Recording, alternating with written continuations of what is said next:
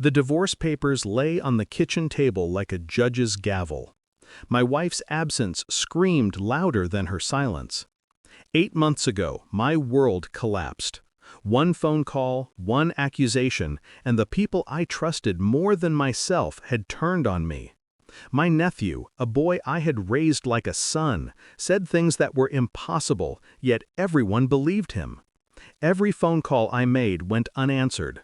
My parents, my siblings, even my friends cut me off. And she, my wife, she left before the dust had even settled.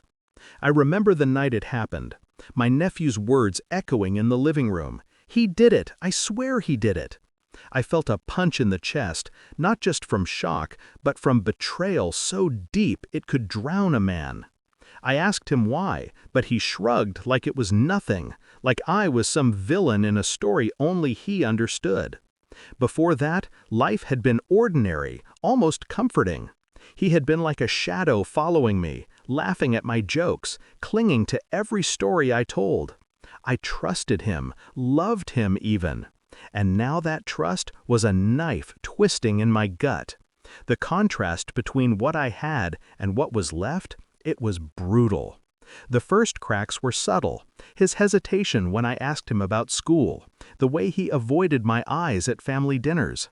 But it wasn't until I saw the messages, those late-night texts to his friends, carefully crafted lies about me, that I understood the scope of his betrayal. My blood ran cold, but I didn't scream, didn't charge after him. I had learned young that emotion was a liability, control was power, and I had a plan. I didn't react immediately. I watched, calculated, waited. 8 months is a long time to plan when you're meticulous.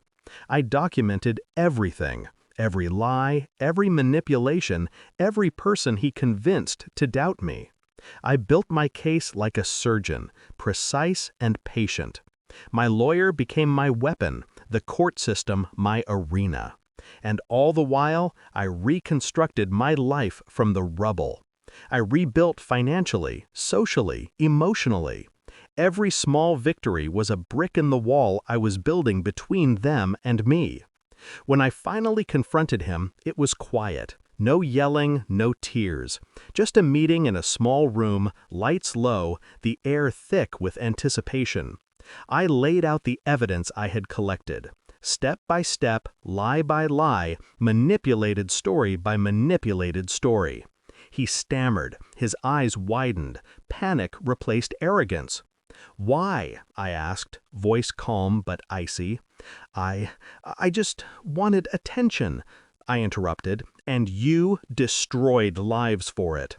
Your parents believed you. My wife left. My reputation is in ruins. And for what? 8 months of watching me fight for nothing?" He couldn't meet my eyes.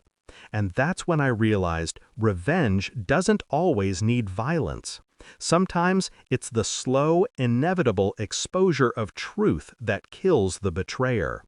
I walked out of that room knowing the weight of justice was in my hands, and I wielded it like a scalpel. 8 months later, after confessions, tears, begging for forgiveness, I listened but didn't respond. My nephew admitted it. Every single accusation was fabricated. The family tried to storm back into my life, apologies spilling like cheap wine. My wife wanted to come home, claiming she was misled, that she still loved me. I let them talk. I watched them unravel under the weight of their own actions. Their guilt was tangible, but I didn't respond. Not a word. Silence has its own satisfaction. I didn't need to hurt them further. They were already broken under the truth. I closed the door on them and walked into my own quiet apartment. No one there but me, and it felt like freedom. The anger that had consumed me had been transformed into something cleaner, control, self-respect, and clarity. I had survived betrayal, mastered revenge, and emerged untouched by their chaos. Now, when I see them on social media trying to hint at reconciliation, I feel nothing. Not anger, not sadness, just the quiet satisfaction of knowing they have nothing left to manipulate me with. I am untouchable because I no longer need them. They taught me one last lesson. Loyalty is rare, and trust is earned, not given. And as I pour myself a drink, I smile.